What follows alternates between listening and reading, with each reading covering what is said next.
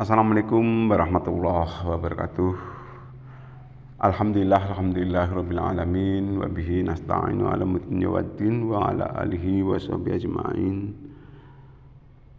Qala ta'ala fi kitabil karim, a'udzu billahi minasyaitonir rajim. Bismillahirrahmanirrahim. Ya ayyuhalladzina amanu haqqa tuqatih wa la tamutunna illa wa antum muslimun. Shadaqallahul azim. Pemirsa yang dirahmati oleh Allah Subhanahu wa taala. Puji syukur senantiasa kita aturkan kepada Allah Subhanahu wa taala, Tuhan yang Maha Kuasa, yang sudah memberikan kita berbagai kenikmatan yang insya Allah kalau kita mencoba menghitung nikmat Allah, kita nggak mungkin sanggup untuk menghitungnya. Mudah-mudahan termasuk kita semua ini termasuk orang yang pandai bersyukur. Amin amin ya rabbal alamin. Salawat dan salam semoga tetap tercurah kepada Nabi besar kita Muhammad sallallahu alaihi wasallam yang senantiasa kita nantikan syafaat ataupun pertolongannya kelak di yaumil qiyamah nanti. Amin ya rabbal alamin. Bapak Ibu hadirin yang dirahmati oleh Allah Subhanahu wa taala, sudah saya sampaikan tadi, yaitu salah satu ayat di dalam kitab suci Al-Qur'an yang memerintahkan supaya kita ini takut kepada Allah dengan takut yang sebenarnya. Ya ayyuhalladzina amanu haqqa tuqatih wa la tamutunna illa wa antum muslimun. Hai orang-orang yang beriman, takutlah kamu kepada Allah, takwalah kamu kepada Allah dengan takwa yang sebenar-benarnya, ataupun dengan takut yang sebenar-benarnya. Dan janganlah kamu mati kecuali dalam keadaan muslim. Hadirin yang dirahmati oleh Allah Subhanahu wa taala, dalam kesempatan ini juga saya akan mengajak untuk mengaplikasikan perintah Allah yang ada di dalam surat Al-Isra ayat 79 yang insyaallah berbunyi bismillahirrahmanirrahim wa minal laili fatahajjat bihi nafilatan laka asa ya masakarbika maqamah mahmuda. Artinya pada malam hari hendaklah engkau bertahajud atau berjaga-jaga untuk sholat malam sebagai amal ibadah tambahan untuk engkau. Mudah-mudahan Tuhan akan mengangkat derajatmu ke tempat yang terpuji.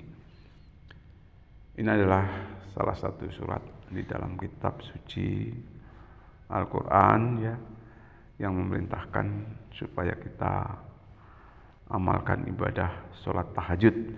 Karena dengan kita amalkan ibadah sholat tahajud, insya Allah Tuhan akan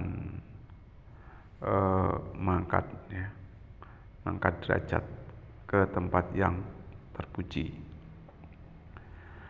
Di samping itu Rasulullah SAW mengatakan, barang siapa sholat di waktu malam, yaitu sholat tahajud, serta membaguskan sholatnya, Allah akan memberikan dia kemuliaan, memberikan kemuliaan banyak sekali. Di antaranya Allah akan pelihara dia dari segala macam bahaya. Kemudian akan ditempatkan tanda-tanda sebagai orang yang taat pada wajah mukanya. Kemudian akan dicintai di hati orang-orang mukmin dan segenap hati manusia pada umumnya.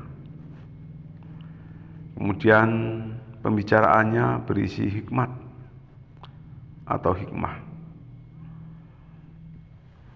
Kemudian dijadikan ia orang yang bijaksana, yakni dikaruniai pikiran yang cerdas.